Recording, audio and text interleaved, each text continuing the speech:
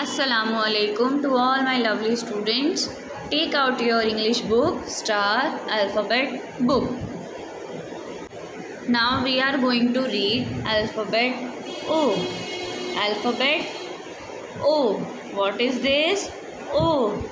O for owl. O for owl. O for owl.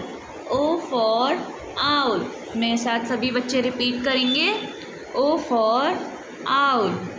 O for owl. कहाँ है owl? ये रहा. क्या है बच्चों ये? owl. O for owl. O for owl. O for owl.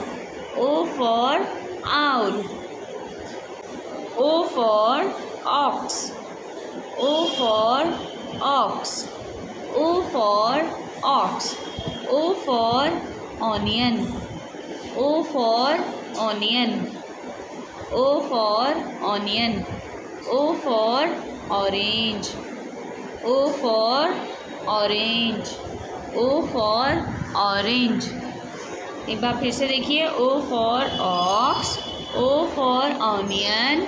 O for orange.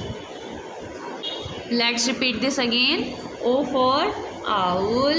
O for owl. O for owl.